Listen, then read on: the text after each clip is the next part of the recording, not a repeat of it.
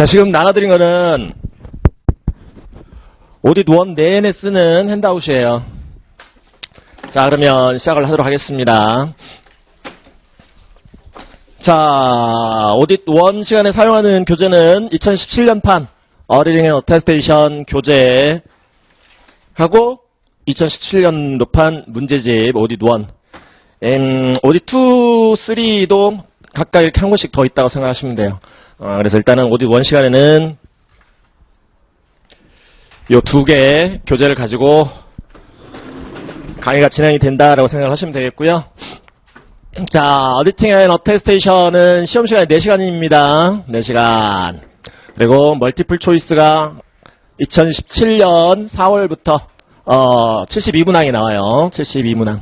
그 다음에 시뮬레이션이 8개 내지 9개 나온다 생각하시면 되겠고, 배점은 50점씩입니다. 멀티플 초이스 50점, 시뮬레이션 50점. 그렇게 아시고 출발을 할게요. 자, 교재 목차를 한번 펴보세요. 목차, 테이블 오브 컨텐츠.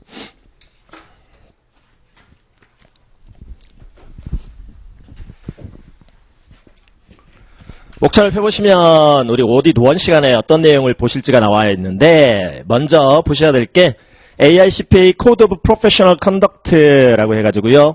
여러분들 CPA로서 따라야 될 직무 규정을 먼저 보실 거예요. 그 다음에 인디펜던스라는 독립성 기준서를 좀 보시게 되겠고요. 감사할 때 독립성이 요구되거든요. 독립성이라는 게. 그 다음에 The Sarbanes-Oxley Act of 2002라 해가지고 2002년도에 제정된 이른바 삭스법이라고 얘기를 합니다. 사베인스 상원 의원, 억슬리 하원 의원. 아시는 분들 아시겠습니다만 예전에 엔론 사태, 그 다음에 월드컵 사태라는 대규모 회계 부정 사태가 한번 터져가지고 미국이 한번 발칵 뒤집어진 적이 있었어요. 그래가지고 이거 안 되겠다. 상장 회사들, 거래소 시장에서 해당 회사 발행 주식이 거래되고 있는 이 상장 회사들에 대한 이 감사 부분을 더욱더 강화해야 되겠다 해가지고 이 삭스법에 따라서 PCAOB라는 이런 조직이 구성이 되고요. PCAOB가 제정하는 스탠다드가 있어요. 그 스탠다드에 따라서 상장 회사 감사를 하도록 되어 있습니다. 자, 그 다음에 각종 이제 여러분들이 따라야 될 프로페셔널 스탠다드들이 있어요. 직무 기준서들이 있습니다. 각종 기준서, 업무 기준서들. 그래서 감사 기준서도 있고 또 회계사가 감사 업무만 하는 게 아니란 말이에요. 그래서 이 컨설팅 업무도 할 거고요. 텍스 업무도 하고요. 각종 재무제표 감사뿐만 아니라 재무제표 검토 업무도 하고요. 여러 가지 업무를 해요. 그러면 각 업무별 기준서가 있고 그 기준서를 따라서 업무를 수행을 해야 합니다. 그래서 그 기준서들 좀 보실 거고, 그 다음에 AUC라고 나와 있죠. AUC라는 게 뭐냐면, 자, AU는 어딧 감사를 얘기하고 해 감사. 그 다음에 기존에는 그냥 AU, 메토 이렇게 했는데 뒤에 대시 C가 붙었는데 C가 뭐냐면 clarified라는 거예요. clarified라고 해가지고 기존 감사 기준서를 조금 더 명료한 문구로 개정을 했다라는 그런 의미입니다. 그래서 우리 이제 기준서들을 쭉 보셔야 되는데, 먼저 AU clarified 200호가 뭐예요? Overall objectives of the independent auditor. 인디펜던트 어디터 하면 이제 독립성을 갖춘 감사인이라고 얘기를 하고, 이 감사의 목적인 거죠. 감사의 전반적인 목적.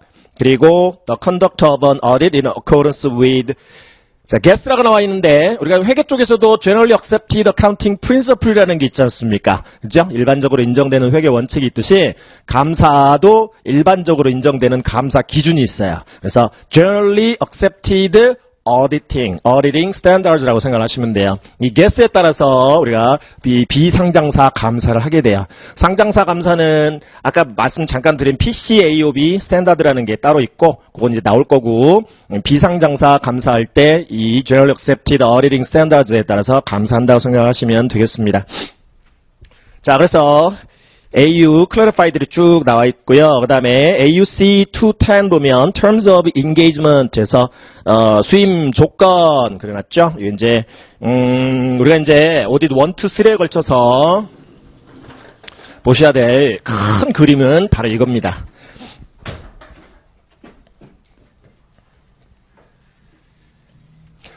자,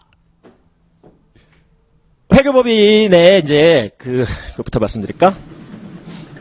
우리가 앞으로 이제 정리해야 될 그런 이제 각종 기준이랄지 뭐 이런 이제 또 뭐 보고서 내용이랄지 뭐 그런 것들과 관련해서 또 수행해야 될 감사 절차 이런 거 관련해서 기업들도 회사들도 일정 규모 이상의 뭐 회사들을 주로 이렇게 얘기를 할 거고요. 그다음에 회계법인도 일정한 어느 정도의 이 시스템을 갖춘 일정 규모 이상의 회계법인 얘기를 할 거예요. 그래서 잘 아시죠? 빅4 해가지고 PwC라는 데 있죠. 프라이스 워터하우스 앤 쿠퍼스라고 해가지고 사람 이름들의 조합이에요. 설립자들 이름의 조합이라고 생각하시면 돼요. 그 다음에 KPMG도 마찬가지로 사람 이름이고, 그 다음에 또 딜로이트가 있고, 그 다음에 EY가 있죠. EY, 어른스트앤영. 우리 입장에서 얘네들을 뭐라고 부르냐면요, foreign firm이라고 불러요.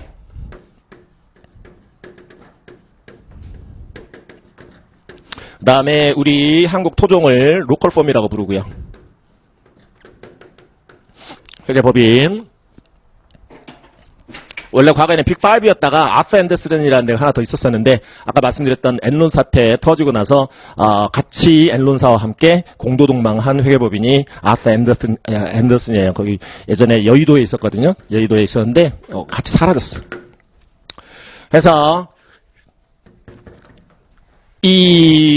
그 회계법인의 구조가 어떻게 되어 있냐면, 회계법인의 조직 구조가, 인력 구조가 맨 밑에 스텝들이 있어요. 맨 밑에 스텝. 그래서 처음 들어가면 이제 주니어부터 시작을 해요. 주니어 스텝, 그 다음에 시니어 스텝, 우리 막내들이죠. 그 다음에 인차지급이 있어요. 인차지. 어느 정도 한 2, 3년 차 하면 이제 인차지급으로 올라가게 되는데, 인차지급은 조그마한 회사 감사 나갈 때 거기 이 최고 책임자라고 생각하시면 돼요. 실제 실무자, 업무를 담당하는 실무자라고 생각하시면 되겠고, 또 그 위로 매니저가 있고요. 매니저급 있고, 그 다음에 디렉터가 있고,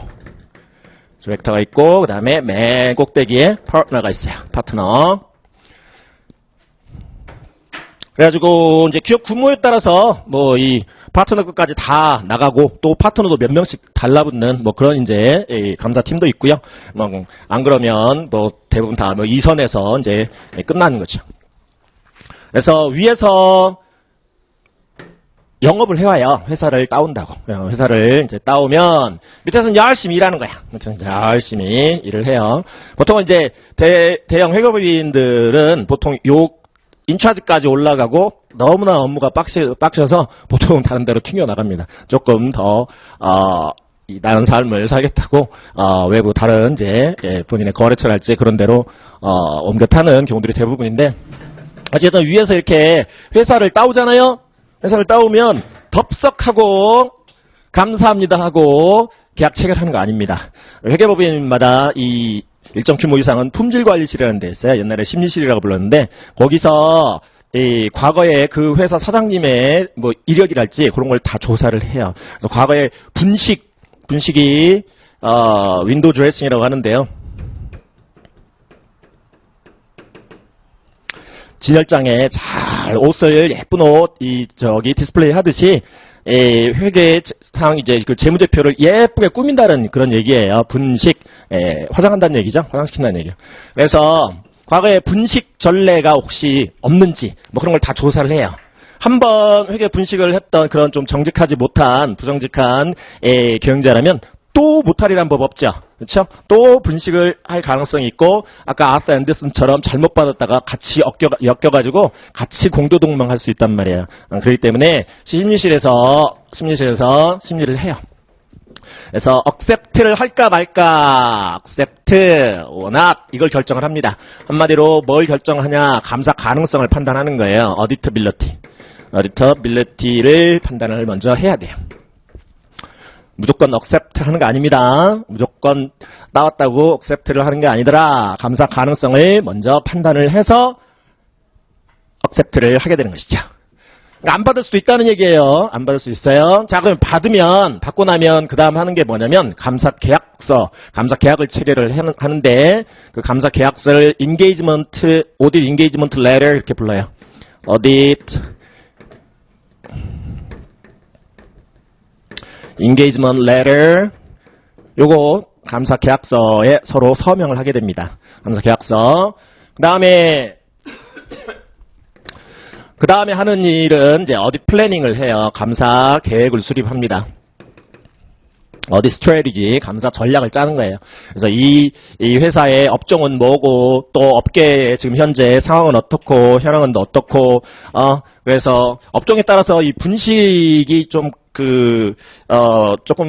분식을 많이 하는 그런 업종들이 있거든요.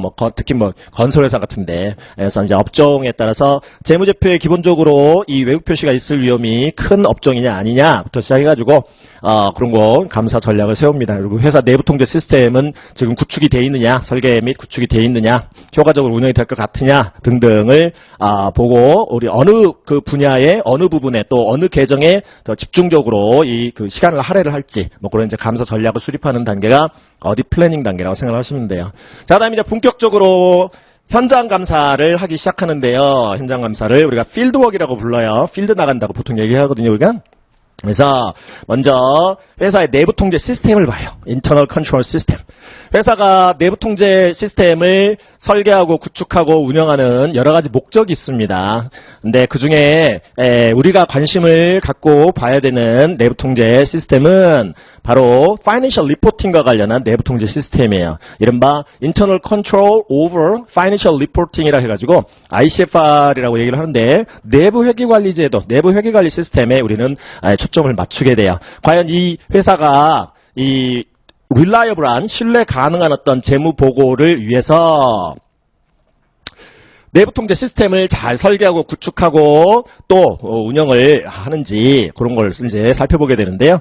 그래서 이제 재무제표에 어떤 왜곡 표시가 없게끔 발생하지 않게끔 사전에 미리 prevent 방지하고 그 다음에 혹시 미스 스테이트먼트라고 얘기를 하는데 왜곡 표시가 생기더라도 사후에 detect 적발을 해가지고 그거를 correct 수정할 수 있는 그런 시스템을 잘 갖춰서 운영하고 있는지를 보게 돼요.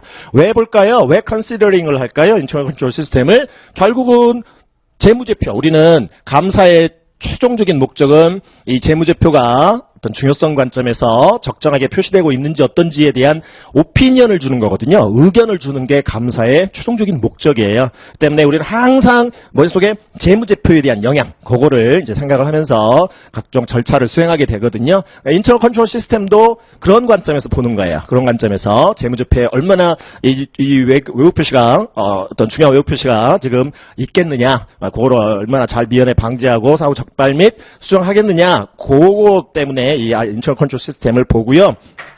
그런 시스템이 잘 지금 설계되어 있고 구축되어 있고 운영이 되는 것 같다. 그러면 우리가 테스트를 해보게 돼요. 테스트. 그걸 갖다가 뭐라고 부르냐면 테스트 오브 컨트롤 이렇게 불러요. 컨트롤을 인터널 컨트롤 시스템을 테스팅을 해보는 거예요. TOC 줄여서 얘기를 하고 통제 시사 이렇게 불러요. 통제를 실제 시험 조사해보는 거예요. 통제 시사라고 부릅니다. TOC 시스템 보는 거예요. 시스템. 자, 그 다음에 요거를 딱 보고 이제 최종적으로 판단을 합니다. 이거 재무제표에 중요한 외국 표시가 많이 있겠다. 많이 없겠다. 이런 것들이 이제 판단이 되는 것이죠. 그죠? 요 시스템 딱 보고 그리고 나서 요 단계까지 이제 계속 감사 계획을 사실은 세우는 건데 감사 계획을 딱 수립을 해서 본격적으로 이제 애뉴얼 파이낸셜 스테이트먼트 어딧 들어가는 거예요. 연간 재무제표 감사 들어가는 거예요. 이걸 갖다가 뭐 한다라고 얘기를 하냐면 substantive 테스트 한다라고 얘기를 해요. substantive 테스트.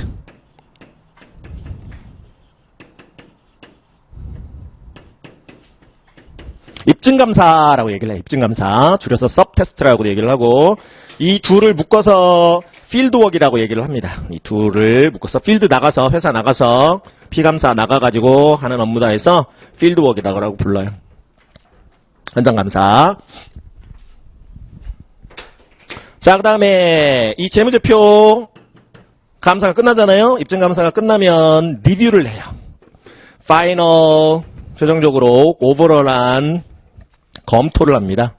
여기서 리뷰는 재무제표를 검토한다는 의미가 아니라 그동안 수행했던 감사 절차, 혹시 빠진 절차는 없는지, 그리고 지금 앞으로 줘야 될 의견을 줄 수 있을 만한 충분하고 적합한 감사 증거를 확보를 했는지 그런 것들을 최종적으로 검토하고 또 심리실 통과해야 되고요. 품질과실을 통과하면 리포트가 드디어 나와요. 오딧 리포트가 나오고 오딧 리포트 데이트라는 게 있어요. 그래서 감사 보고서 일자, 감사 보고서 줘야 되는데 보고서 일자가 있고요. 그러고 나서 나중에 리포트를 릴리즈 시켜주는 거예요. 리포트를 릴리즈 시켜줘요. 리포트를 릴리즈 시켜준다는 것은 이 회사가 이제 사업보고서 같은 거 공시를 할 텐데 그 사업보고서를 우리가 애뉴얼 리포트라고 부르거든요. 그 애뉴얼 리포트 안에 바로 이 어디터즈 리포트 감사 보고서도 들어가고 이 회사의 재무제표 파이낸셜 스테이트먼트도 들어가고 합니다. 그렇게 해서 릴리즈가 된다는 얘기는 외부에 공시가 된다는 얘기예요. 외부에 공시가. 자, 그러면 우리가 오딧 1 시간에 어디서부터 어디까지 보는 거냐면 여기서부터 갑니다. 쭉 갑니다. 그래서 여기 애뉴얼 파이낸셜 리포트 서브스탠티브 테스트 맛보고 끝나요. 오딧 1 때. 그러니까 오딧 1이 2, 3의 기초이자 기반이에요. 오딧 1을 잘 정리를 해놓으시면 오딧 2, 3가 쉬워요. 굉장히 쉽습니다. 재밌습니다. 다음에 이제 오딧 2에 들어가가지고 본격적으로 재무제표 감사 보는 거예요. 본격적으로 감사 각 계정별로 어떠한 감사 절차를 수행을 하는지를 우리 오딧 2에 가서 보는 거고요. 오딧 3에 가서는 리포트와 함께 다른 여러 가지 또 업무와 관련한 또 내용들을 보시는 거예요. 그래서 나눠드렸던 핸드아웃 중에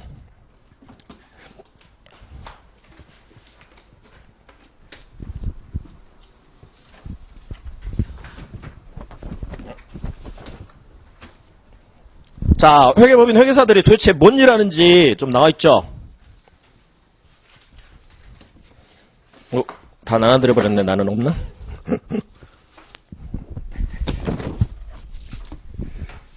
자, 그것도 한번 먼저 좀 살펴보실게요. 서비스 왼쪽 상단에 서비스 업무 이렇게 나온 핸드아웃을 보시면 돼요. 회계법인에서 도대체 어떤 업무들을 하느냐. 그래서 맨 위에 attestation services, non-attestation services 이렇게 나와 있고요. 인증 업무다. 그 다음에 비인증 업무다. 이렇게 나와 있죠. 인증이라는 것은 우리가 확인, 검증해주는 업무다라는 의미입니다. 인증 서비스라는 것은 확인하고 검증해주는 그런 서비스다라고 생각하시면 돼요. 그래서 examination이라는 게 나와 있고 audit, 그 다음에 HFS라고 나와 있는데 HFS는 요거 재무제표를 말하는 거예요. Historical Financial Statement예요. Historical Financial Statement. 우리가 매년 감사하는데 그 감사하는 재무제표를 Historical Financial Statement다라고 부르고요. 그 Historical Financial Statement를 감사할 때 audit이라는 표현을 쓰는 거예요. audit. 근데 examination도 감사예요. 여기서 얘기하는 examination도 감사인데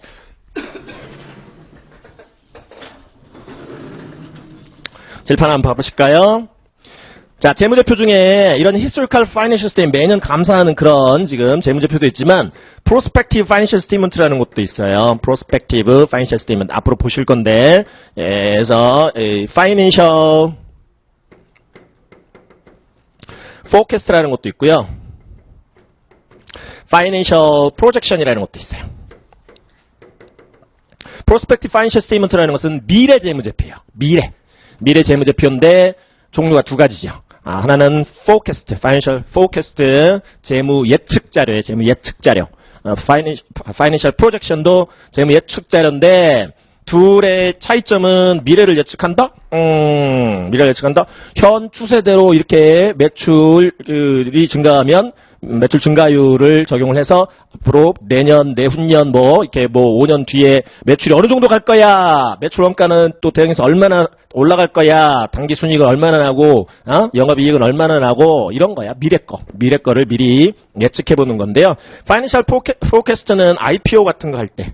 IPO는 Initial Public Offering 들어봤죠? Initial Public Offering 상장할 때, 거래소 시장에 상장할 때 Initial Public Offering 나중에 다 나올 얘기예요.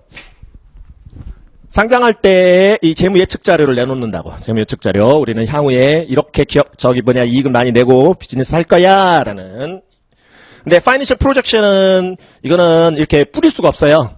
파이낸셜 포커스처럼 외부에 마음대로 뿌릴 수가 없어.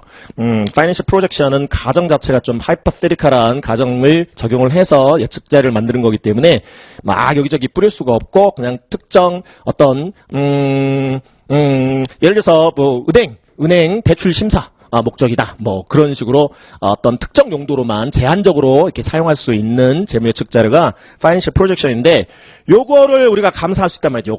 요 재무 예측 자료가 제대로 지금 중요성 관점에서 적정하게 표시가 되고 있는지 요거를 일정한 기준에 따라 잘 만들어졌는지 요거를 감사할 수가 있어요. 이거는 뭐라고 불러요? 이그제미네이션 한다고 불러요. 샅샅이 확인 검증해 주는 거죠. 이거는 이그제미네이션 업무라고 불러요. 같은 감사라도. 그 다음에 미래만 있는 것도 아니에요. 프로포마 파이낸셜 스테이트먼트라 해가지고 과거 재무제표도 있어요. 과거 재무제표. 히스토리컬 파이낸셜 스테이트먼트가 과거 거 아니냐? 아니라 이것도 가정이 개입이 되는데요. 자, A 컴퍼니와 B 컴퍼니가 있어요. 이 회사가 이렇게 지금 원래 과거에는 지금 따로따로 있었어요. 따로따로. 근데 둘이 합병을 했어요. 올해 합병을 했어요.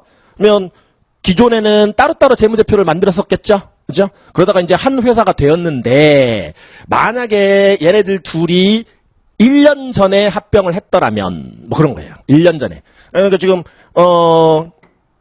합병하기 전에 지금 얘가 뭐 예를 들어서 매출이 100이고, 얘가 뭐 매출이 150이에요. 따로따로였을 때 합병하기 전에 매출액이 세일즈가 A는 100이 일어나고 B는 50이 일어났는데 A가 B를 인수를 했어요. 그래서 얘가 1년 전에 합병을 했었더라면 어떤 이 시너지가 있었을까? 내지는 어떠한 이 변화가 있었을까? 과거로 거슬러 올라가 보는 거죠. 그래서 과거로 거슬러 올라가 봐서 이 둘을 하나의 지금 회사라고 가정을 하고 재무제표를 만들어 보는 거예요. 과거로 거슬러 올라가서. 그랬더니 매출이 130이 나와. 매출이 130. 이유는 뭐예요? 둘이 이미 거래를 했었던 거죠. 이 50 중에 20은 얘로 일어난 A 컴퍼니와의 거래로 일어난 매출이어서 막 합쳐보면 130이야. 합쳐보면 130. 그렇게 이 재무제표 만들어진 거를 감사하는 것도 이그제미네이션 업무예요. 아시겠죠? 자, 그래서 그런 감사 업무도 하고요. 재무제표 감사 업무도 하고, 그 다음에 리뷰라고 나와 있죠. 오른쪽 검토 업무. Financial Statements Review Engagement인데요. 재무제표 검토 업무예요. 자, 그러면 감사 업무하고 검토 업무하고 무슨 차이가 있느냐? 감사라는 것은, 재무제표 감사라는 것은 이그제미네이션이나 어디시라는 것은 저 밑에 내려가 보세요. 오피니언이라는 걸 줘요. 오피니언, 의견.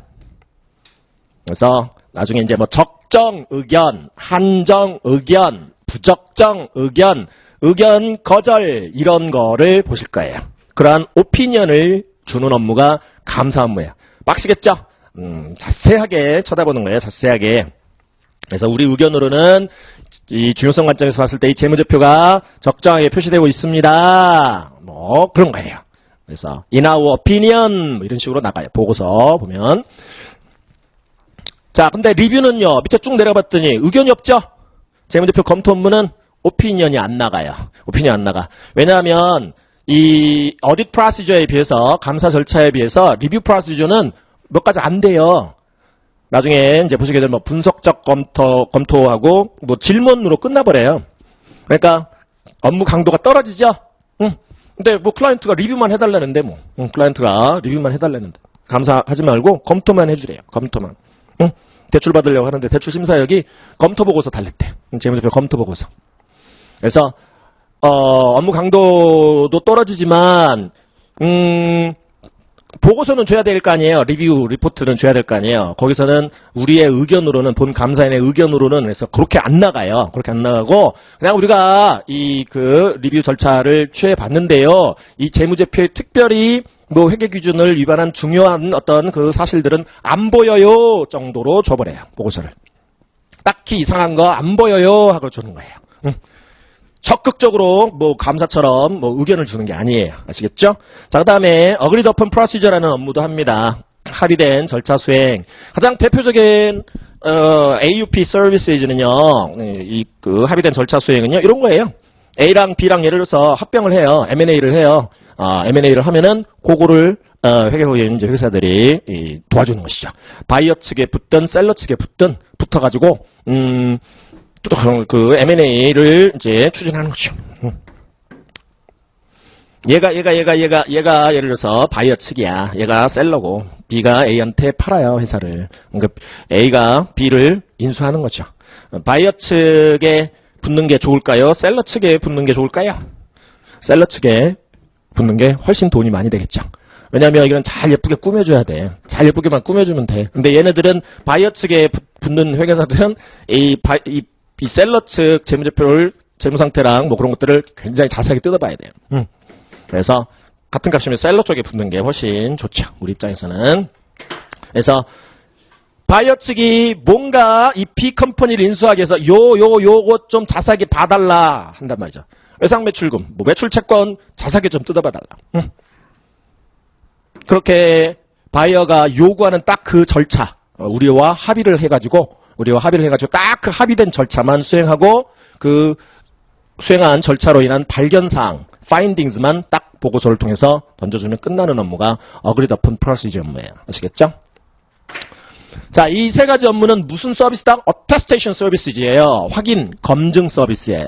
그러면 확인하고 검증한 내용을 보고서를 통해서 줄 텐데 그거를 상대방이 믿어줘야 될 거 아니겠습니까? 그죠? 그러려면 어떤 걸 갖춘 자가 이러한 업무를 수행을 해야 할까요? attestation services를 바로 그 클라이언트와 독립성을 갖춘 회계사가 이러한 업무를 수행해야 제3자가 그 결과물을 믿어줄 거라는 거죠. 그래서 저 밑으로 내려가 보시면 밑이 아니네. 바로 밑에 보면 independence라고 보이시죠? 독립성. required. 자, 여러분들이 지금 회계사인데 감사를 나가려고 하는데 누구 회사냐면 여러분들 부모님 회사야. 여러분들 부모님 회사를 감사로 감사팀 원으로서 감사팀 꾸려가지고 여러분들이 감사를 나가서 재무제표를 자세하게 확인 검증하고 보고서를 내면 제3자들이 그걸 믿어줄까요? 여러분들 부모 회사를 여러분들이 감사인으로서 감사를 한 거 안 믿어줄 거라는 것이죠. 눈 한번 찔끔 감을 수 있잖아. 분식이 있어도, 중요한 의혹 표시가 있어도 눈을 감을 수 있기 때문에, 눈 감아줄 수 있기 때문에 외부인들은 그 감사 의견이나 감사 보고서의 내용을 믿지를 않을 거예요.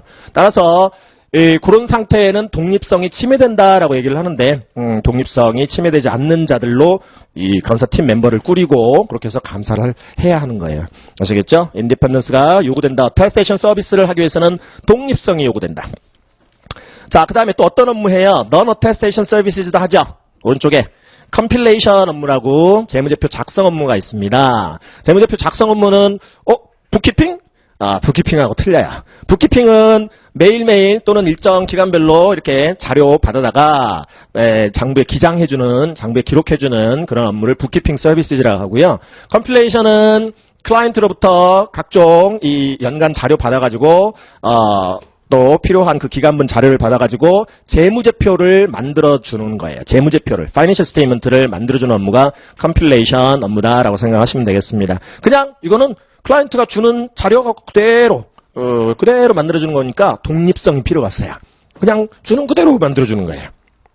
그 다음에 tax services, 세무 업무도 있습니다. 세무 업무. 그 다음에 컨설팅, 자문 업무도 있습니다.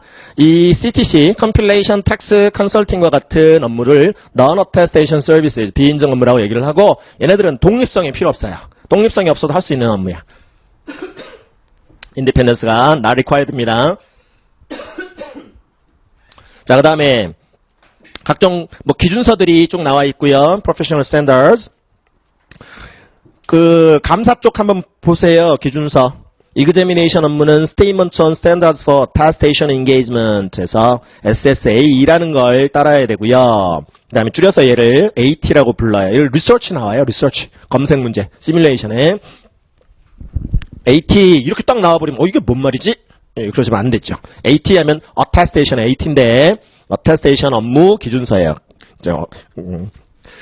자, 그 다음에 audit, historical financial statement audit과 관련해서 issuer, non-issuer, government 이렇게 나와 있는데요. issuer라는 것은 거래소 시장에 해당 회사의 주식이 상장된 일반인들한테 공개된 그러한 회사를 말하고요. 상장 회사를 의미합니다. issuer라고도 얘기를 하고 public company라고도 얘기를 해요. public 상장 회사의 의미입니다. 상장 회사. 상장 회사 감사 기준서가 뭐라고요? PCAOB 스탠다드라고요. PCAOB가 뭘 의미하는지는 어떤 원 용어인지는 뒤에 가서 이제 보시기로 하고 상장회사 감독위원회인데 PCAOB라는 조직이. 자, 그 다음에 non-issuer라는 것은 비상장사를 의미해요. 비상장사. 거래소 시장에서 주식이 거래가 안 돼. 비상장사, non-issuer, non-public company 이렇게도 얘기를 하고 SAS라는 게 바로 SAS라는 게 AU clarified 이거예요. AU clarified. 우리 이제 지금부터 마구 보셔야 될 AU clarified. SAS라는 거, SAS라는 기준서, Statements on Auditing Standards라는 얘기인데, SAS라는 걸 통해서 우리가 비상장사 감사를 하게 됩니다. 아, 이런 것도 있구나. 다 앞으로 나올 것들이에요. 지금 앞으로 전체적으로 지금 봐야 될 그런 내용들을 보시는 거예요. 큰 그림을 그리는 거예요. 그 다음에 government는 가가스라는 또 기준에 따라야 돼요. Generally Accepted Government Auditing Standards라는 가가스를 따라 정부기관들 감사를 하는 거고요. 그 다음에 SAS를 제정하는 기구가 AICPA 내에 Authoritative Body가 Auditing Standards Board라는 ASB라는 조직이 있습니다. 그 다음에 감사는 Assurance를 주는 업무인데요. Assurance 확신을 주는 서비스, 확신. 근데요, Positive Assurance를 줘요. Positive 적극적 확신을 줍니다. 그래서 이 수준을, 확신의 수준 어슈런스 레벨을 우리가 reasonable한 assurance를 준다고 얘기를 하는 거거든요. high assurance, high level assurance, reasonable assurance, 합리적 수준의 확신을 주는 업무인데, 재무제표 감사 업무라는 게, 적극적 확신이라는 게 의견을 준다라는 의미예요. 의견, opinion, 적정, 한정, 부적정, 이런 이제 의견을 준다라는 얘기. 근데 확신을 어느 정도 수준까지밖에 사실은 못 주냐면 이 감사 업무의 한계 때문에 reasonable한 합리적 확신 수준밖에 못 주고요. absolute assurance는 줄 수가 없어요. 절대적 확신은 줄 수가 없어요. 그래서 감사가 왜 한계가 있을까요? 감사가 왜 한계가 있어? 감사를 나가면 그 회사의 재무 정보와 관련해서 재무제표 내용과 관련해서 우리가 전수조사 할까요? 기업의 규모가 클수록 거래나 사건의 건수들이 어마어마하게 많겠죠. 그죠? 삼성전자 감사 나가면 1년 동안에 한 100명 넘는 애들이 붙어요. 100명 넘는 애들이. 근데 그렇게 이제 큰 기업의 1년 동안에 그 거래나 사건 수가 얼마나 많겠습니까? 그거 어떻게 전수조사해? 그거는 밤새 가면서 계속 1년 365일 해도 다 못 보는 거죠. 그러겠죠? 그때 우리는 전수조사를 안 하고 샘플링이라는 걸 해가지고 표본조사를 하게 됩니다. 표본조사. 그렇다면 일단은 기본적으로 샘플링 리스크라는 게 생기겠죠. 전수조사를 안 하고 우리가 표본 딱딱딱 추출해가지고 그것만 조사를 하기 때문에 구멍이 날 수 있겠죠. 그렇기 때문에 앱솔루트 어슈런스라는 걸 줄 수가 없어요. 절대 확실한 걸 줄 수 없고 합리적 확신 수준까지만 주는 거다라고 보시면 되겠습니다. 그래서 이 확신의 수준을 우리는 한마디로 의견을 표명한다. opinion을 expression 한다라고 하는 거고요. 그 다음에 검토 업무, 재무제표 검토 업무, 어떤 기준서를 따릅니까? Statement on Standards for Accounting and Review Services라고 나와 있고요. SSARS, SARS다라고 이렇게 부르고요. 줄여서 AR 이렇게 부릅니다. 그래서 어카운팅이 의미하는 거는 오른쪽 한 칸, 두 칸 가보면 컴필레이션 쪽도 똑같이 SARS가 나와 있죠.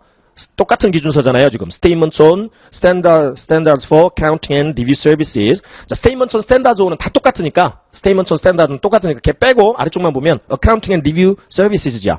여기서 Accounting이 의미하는 것이 바로 Compilation을 의미하는 거고, Review가 의미하는 것은 리뷰 업무예요. 리뷰를 의미하는 거야. 그래서 컴필레이션 업무하고 리뷰 업무를 할 때에는 이 SARS라는 걸 따라요. SS, ARS를 따라 업무를 수행한다.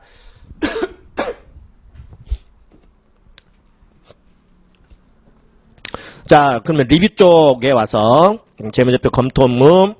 그래서 기구는 어리링 스탠다드 보드 ASB 정도 가시면 되고 ARSC까지는 뭐. 그 다음에 확신의 유형은 어떤 확신을 줍니까? 네게티브 어슈런스 주는 거죠. 소극적 확신. 그래서 리미티드 어슈런스를 준다고 얘기를 해요. 제한적 수준의 확신을 준다. 왜냐하면 감사만큼 절차를 수행하지 않는다고 그랬죠. 재무제표 감사만큼 절차를 수행하지 않아요. 재무제표 검토 업무는. 그렇기 때문에 이 높은 수준의 확신을 줄 수가 없어. 한 개 제한적인데 한 절차 자체가 제한적인데 리뷰 업무 절차 자체가 제한적이라 이 재무제표 감사만큼의 확신을 줄 수가 없어요. 의견도 줄 수가 없어요. 그냥 제한된 수준의 확신. 아까 뭐라고 표현했어요? 크게 이상한 거 없어요 라는 정도 수준의 확신만 주는 거예요. 우리가 절차를 수행해봤더니요. 크게 지금 갭을 위반한 것처럼 보이는 사항은 없어요 정도 수준이 바로 Limited Assurance 얘기예요. Negative Assurance. 자, 그 다음에 Agreed Upon Procedure 있죠? 자, 그리고 Assurance를 이렇게 준다는 얘기는 동네방네 떠들 수 있다는 얘기야. 동네방네. 감사 업무하고 재무제표 검토 업무는 Assurance를 준다. Positive Assurance, Negative Assurance, Assurance를 주는데 Assurance 확신을 준다는 얘기는 동네방네 얘가 다 공시된다는 얘기예요. 떠들 수 있다는 얘기예요.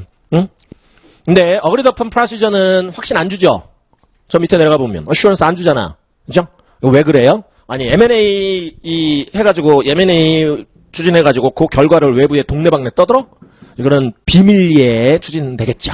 그렇죠? 회계법인 내에서도 M&A 업무는 M&A 그 팀 거기 아주 이 폐쇄된 공간에서 업무를 추진한다고. M&A 업무는 이거는 동네방네 떠들질 않아요. M&A 업무는 Agreed Upon Procedure 같은 업무는 확신을 안 주는 거예요. 동네방네 안 떠들어요. 자, 그래서 No Assurance다. 오피니언도 당연히 없고요. No Opinion이다. 그 다음에 Agreed Upon Procedure는 어떤 기준서를 적용합니까? SSA죠. Statement on Standards for Attestation Engagement. 이게 Attestation 서비스이기 때문에 Attestation. 근데 이제 AT 중에서도 기준서 201호에 따라서 업무를 수행하는 거고요. AUP. 그 다음에 컴필레이션 쪽 보시면 Statement on Standards for Accounting and Review Services 아까 보셨고, 그 다음에 텍스 업무는요. Statement on Standards for Tax Services라고 나와있죠. Tax Services, SSTS. Tax 2를 수강하신 분들은 이 기준서가 좀 익숙하실 텐데 앞으로 또 수강하셔야 될 분은 또 나중에 Tax 2에서 이 기준서가 또 나와요. 세무 업무 기준서, SSTS. Statement on Standards for 빼놓고 나면 쉽죠. Tax Services. 그죠? Tax Services. 줄여서 TS라고 부르는데 Tax Standards를 의미합니다. TS, Tax Standards. 그다음 Consulting. Statement on Standards for Consulting Services죠. Consulting Services. SSCS고요. 줄여서 Consulting Standards. CS다라고 부릅니다. 자, 그래서 우리가 오디트 1 때 초반에 이 재무제표 감사, Historical Financial Statement 어디에 집중하는 거고요. 쭉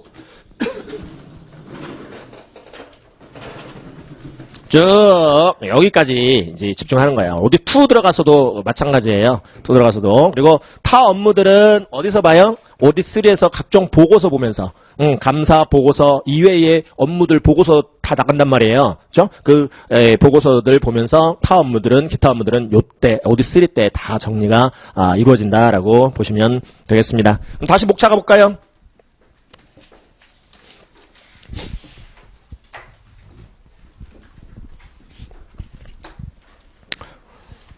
그래서 AU clarified to 10 하면 terms of engagement가 바로 요 시점이에요. 요 시점. 회사 받을까 말까, 우리 피감사로 받을까 말까 결정하고, 그 다음에 감사 계약서 작성하는 거. 그 부분이고, 그 다음에 510호를 보면 오프닝 밸런스이즈라고 나와 있죠? 기초잔액. 재무상태표 얘기예요. 재무상태표의 기초잔액, 오프닝 밸런스이즈. 그래서 이니셜 어딧 인게이지먼트, 이니셜 어딧을 초도감사.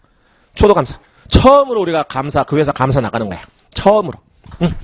걔가 원래는 그 외부 감사에 따른 그 법률의 어떤 그 외관법 적용 대상이 아니었다가 일정 규모 이상이 되어야 외부 감사를 받게끔 이렇게 법률로 정해져 있단 말이에요. 그렇기 때문에 감사 대상이 아니다가 외부 감사 대상이 되는 그런 경우에 우리가 초도 감사를 나갈 수 있는 거고요. 아니면 전기 재무제표까지는 전기까지는 타 회계법인이 감사를 하다가 우리 쪽으로 넘어왔어. 우리 쪽으로 변경을 했어. 감사인을 변경을 해서 회계법인을 지금 변경해서 우리가 초도 감사를 나갈 수도 있는 거고요.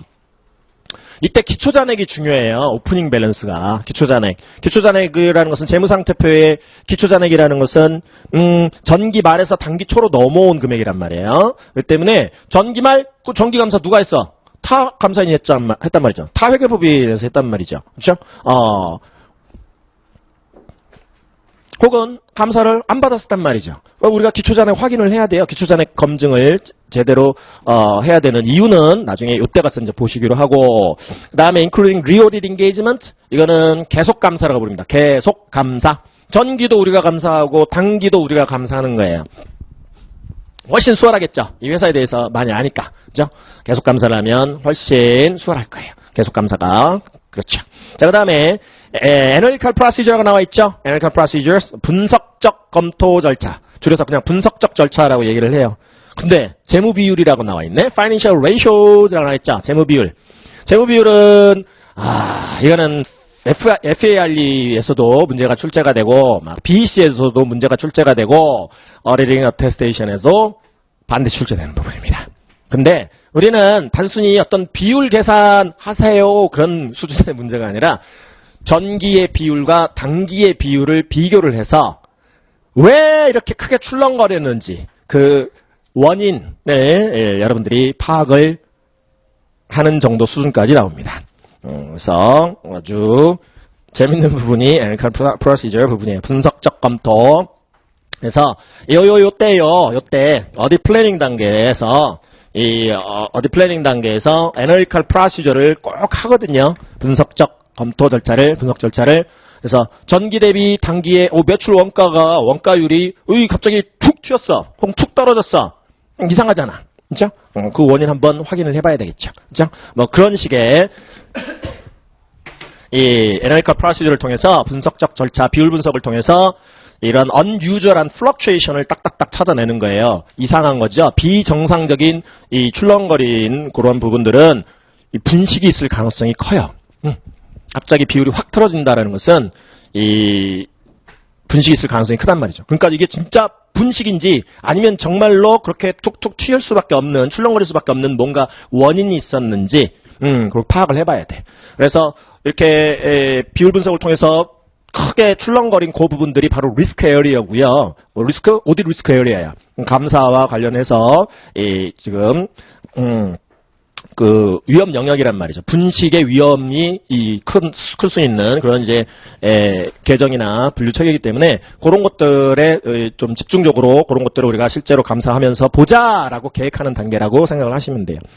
자, 그다음에 플래닝 앤 어딧 보실 거고 감사 계획, 감사 전략 수립하는 단계고요. Materiality in Planning and Performing an Audit. 감사 계획 수립하고 또 감사를 수행할 때 Materiality, 중요성 수준이라는 것을 설정하게 돼요. Materiality. 사소한 건, 중요치 않은 건 필요 없어. 중요한 거야 돼. 중요한 거. 그래서 재무제표도 우리가 의견 줄 때 중요성 관점에서 봤을 때 적정하게 표시되고 있습니다. 적정하게 표시되지 않고 있습니다. 이렇게 의견을 주게 돼요. 중요성 관점에서. 중요성 관점에서. 그러면 이 중요성이라는 게 여러분들이 회계정보 이용자라고 생각을 해볼게요. 여러분들이 회계정보 이용자인데 이 매출 채권이 외상 매출금이 어카운트 리시버블이 요 정도 예를 들어서 외상 매출 채권이 예를 들어서 10억 있어요. 10억이 있는데 여러분들이 정보 이용자로서 어느 정도 이게 좀 금액이 틀리면 어느 정도 금액이 다르면 여러분들의 의사결정에 영향을 주겠느냐라는 거예요. 그래서 만약에 외상 매출금이 10억이 있는데 한 3억 틀려봐. 여러분들이 좋아를 하겠어요? 이건 잘못됐다 이렇게 판단하겠죠? 그죠? 근데 10억 중에 한 500만 원 틀렸대요. 500만 원. 그럼 그 정도는 틀릴 수 있어. 이렇게 받아들여줄 수도 있겠죠? 그래서 회계정보 이용자가 경제적인 의사결정을 할 때 뭔가 의사결정에 영향을 줄 수 있을 정도로 이렇게 틀리면 왜곡 표시가 있으면 그거는 중요하게 왜곡된 거예요. 중요하게. 회계정보 이용자들의 경제 의사결정에 영향을 줄 수 있는 수준을 중요성 수준이다라고 얘기를 해요. 그걸 설정을 해요. 전체 재무제표별로도 설정을 하고요. 중요성 수준 설정하고, 그 다음에 다시 쪼개. 다시 각 계정별로 쪼개. 그 금액을 쪼개서, 좀 위험한 계정 같으면은 조금 더 낮게 설정을 해요. 조금 더 낮게 설정해서, 이 정도만 틀리면, 이 정도 넘어서 틀리면, 이건 중요하게 왜곡 표시된 거야. 그러면은 중요성 수준을 낮게 설정한다는 얘기는 그 계정은 더욱더 빡시게 더 본다는 거예요. 더 많은 절차를 수행을 해서. 그런 이제 의미로 받아주시면 돼요. 중요성 수준이라는 걸 설정해야 되는구나. 자, 그 다음에 consideration of fraud in a financial statement audit. 자, fraud라는 것은 고의성이 있는 intent가 있는 회계 부정을 얘기합니다. 고의로 회계 정보를 고의로 조작하는 거예요. 고의로 조작하는 거예요. 또는 고의로 뭐 변경하거나 뭐 그런 거예요. fraud예요. 근데 이제 fraud 적발이 우리의 감사의 목적은 아닙니다. 감사의 목적은 뭐라고요? 우리가 감사 절차를 적절하게 수행을 해가지고 감사 증거들을 각 계정별로 감사 증거들을 충분하고 적합하게 수집을 해가지고 오피니언 주는 게 우리 감사의 최종 목적이에요. 부정적발이 우리 감사의 재무제표 감사의 목적이 아니에요. 그런데 이게 재무제표 감사 절차를 수행하다 보니까 프로드를 발견하게 될 수는 있겠죠. 그렇죠? 부정을 발견하게 될 수도 있겠죠. 그죠? 그것과 관련한 이제 얘기예요. 그게 재무제표에 또 어떤 영향을 미칠까? 자, 그 다음에 consideration of laws and regulations. 법규. 이 회사가 혹시 위법 행위가 없었는지, 뭐 법규 위반 사실이 없는지. 또 역시 우리가 뭐 검사도 아니고 경찰도 아니고 뭐 법규 위반 사실을 우리가 뭐 일부러 조사하는 게 목적이겠어요? 아니죠? 재무제표 감사하다 보니까 법규 위반 사실이 드러난 거야. 근데 그게 결국은 재무제표에 어떤 영향을 미칠지. 우리의 항상 관심사는 재무제표입니다. 재무제표 파이낸셜 스테이트먼트예요. 그리고 이 프로드 뭐 이런 것들은 프로드 같은 경우는 포렌식 오디시라고 해가지고요.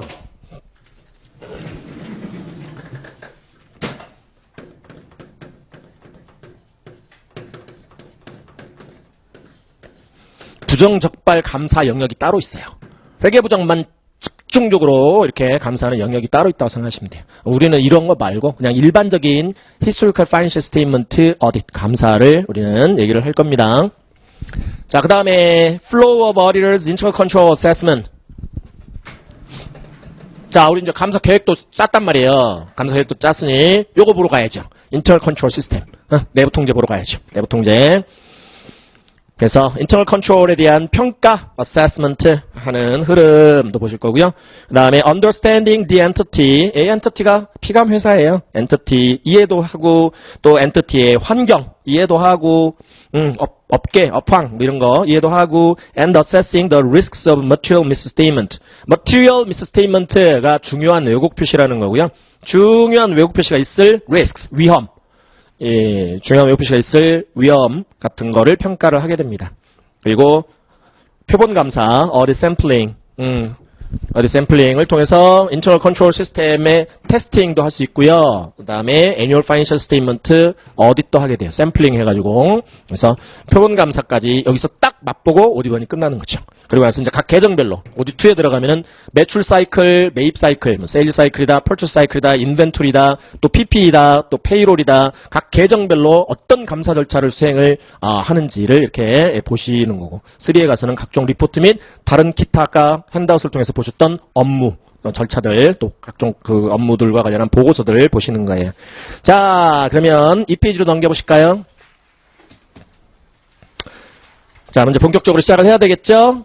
AICPA Code of Professional Conduct에서 직무 규정이 나오는데 미쿡인들은요 윤리를 굉장히 강조를 해요. 에틱을 굉장히 강조를 해서 어리딩 어테스테이션에서도 이 직무 규정이 무지하게 많이 나와요. 무지하게 많이 나와. 그리고 레귤레이션에서도 무지하게 많이 나와요. 에틱 문제가 무지하게 나온다라고 생각하시면 돼요. 그래서 중요한 부분이에요. 쉬셨다가 두 번째 시간 해보실게요.